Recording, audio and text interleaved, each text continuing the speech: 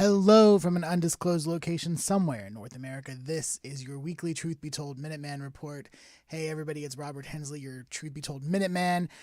First and foremost, if you're watching on YouTube, I apologize that I'm a little transparent. I thought this shirt was going to be blue enough, but obviously the equipment here in the bunker seems to think that I'm wearing more green than blue, so I'm a little transparent. I'm feeling a little like Casper here in the camera. So on today's show, we're going to talk about a couple of my favorite things, because if you know me, really know me, and I'll share this with you, is that I have a couple of guilty pleasures.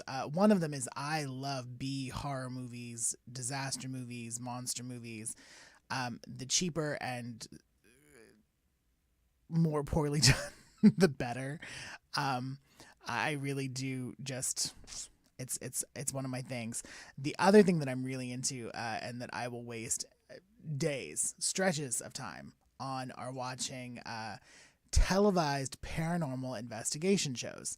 I can't tell you how much time and energy I've put into binging Ghost Hunters, Ghost Adventures, Haunted Destinations.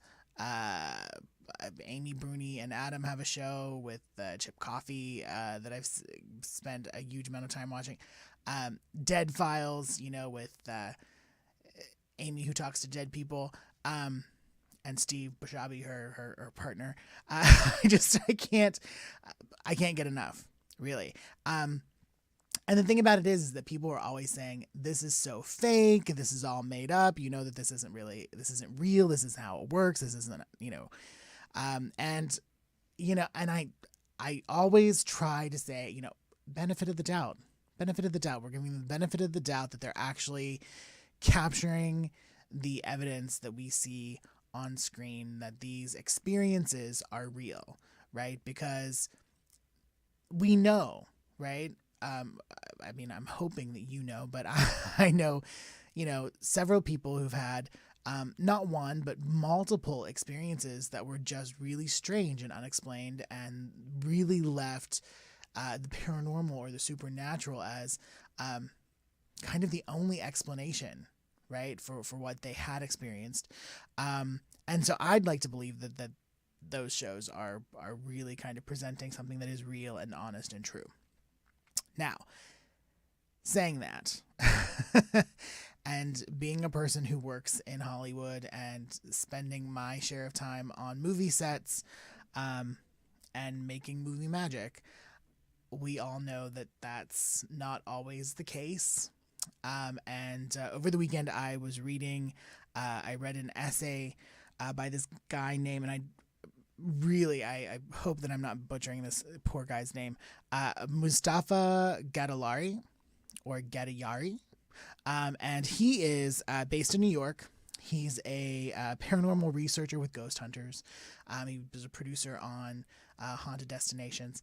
And he decided to write this really great essay, part of Voices.com, about how paranormal investigators, especially on television, trick their viewers, and how the equipment that we see seems really high tech, but it's maybe not as technologically advanced or as sound as other forms of or other tools or equipment might be. So, in his essay, which I'm reading here off my phone, now he's he's done a lot of investigating on his own. He's investigated on television. He knows this stuff from a very personal perspective. And one of the first things that he talks about is how many people do believe in ghosts, and why there is such a market for paranormal investigation and ghost hunting shows and all this stuff, because 50% of the people in the United States believe in ghosts, spirits, right? And he is, So he starts talking about, watching these shows, and people pull out that little round thing. It's about yay big, right? Yay round. And it's got an antenna in the center and a couple of lights, and it's called a REM pod, REM pod. And you always see them, they kind of stick their hand or wave their hand over or around the antenna, and it emits like a screeching, wailing sound, and the lights light up. And basically what they claim is that if ghosts or spirits, which a lot of people believe are kind of manifests in forms of energy, that if this energy comes near the REM pod or passes the REM pod or hovers over the REM pod, that it's a sign that there is a spirit or a ghost in the room. And so we see investigators using this as a tool of letting them know, they're in another hallway, in another room, but we hear the REM pod goes off, and they all rush to where the REM pod is. And, then they start asking questions, and maybe they ask the spirit to push their hand over the antenna again, make the REM pod go off as an affirmative answer. And they do, all this stuff. So it turns out that the REM pods are really, from my own research and also from what Mustafa writes in his essay, are really sensitive, and just about anything can make them go off. Trucks driving by outside, and Mustafa even mentions that they can be kind of manually triggered simply by depressing the button on a walkie-talkie, which is why on his productions they never used walkie-talkies, right? Not unless it was absolutely necessary. They were left turned off so that whatever battery energy or drain that was coming from the walkie didn't affect any of the equipment.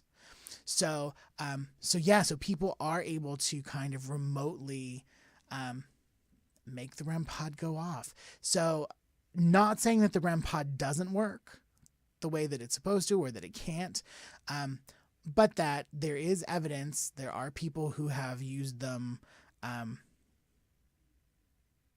don't want to say nefariously, but have definitely used them as a way of, adding a little shock value to an investigation for a television camera. Same thing with, EMF spikes. Everybody's got a tri-field meter. But, apparently the analog versions are not always properly insulated, and can really, anything in a room can cause those to spike. So if you've got a PA sitting in the corner who's a little bored with, sitting around, quote unquote haunted houses all night, and pulls out his telephone and he's texting, that can actually cause a spike for an EMF detector. Again, same thing, waving someone here on the side, waving or holding a walkie-talkie can cause a spike that the audience can't see, but when the POV is on the meter, we see that spike. So again, he recommends, that investigators, or at least investigators who are really into trying to find more scientific evidence, they go for a digital EMF detector, because they're a little more trustworthy, a little more insulated, and not as easily manipulated by cell phones or walkies or camera equipment in the room, right? Because you got to think about this. Like when these guys go into these buildings and they're doing investigations, and they're, setting up cameras for, their lockdowns or whatever. We've all seen it. We've seen, Zach Bagans and Aaron Goodwin, everybody hauling, cameras and rolls of wire and all that stuff when they set up their X cameras and all that stuff. Like that stuff's not, it could be wireless, but then again, you're dealing then with wireless energy flying through the air. But a lot of that has to be plugged into generators and power sources, and that stuff does affect, the electromagnetic energy in a space. One of my favorites, and this is the one that really got me. I have to tell you, it's the one that got me, because when I'm watching those shows and they do the flashlight communication It's one of my favorite things. It's one of my favorite things. So, and what they do is, they take one of those like flashlights, like a cheapy one from the dollar store, right? And they unscrew, right, the top part with the lens, and they kind of like split the difference so that it's not all the way on, so that it's not on, but it's not all the way off, so that it doesn't work, right? So it turns out that when and Mustafa mentions this in the essay, and so I did some research about it as well. But when you create this kind of midway place, right, that there's still an energy exchange. So it kind of creates its own short circuit. So when people are doing that and they lay the flashlight down and they're asking questions, and then the flashlight turns on or off kind of randomly, sometimes staying on longer than others, it's actually just that short circuit. It's that energy arcing and trying to make the connection work. And but it's not always a ghost. And so according to Mustafa, like, there's just all these times where they record a half hour of asking questions and nothing happens, and then there's that one time that, again, that energy arcs and you get the light to come on and go off again, that seems like an affirmative response, but really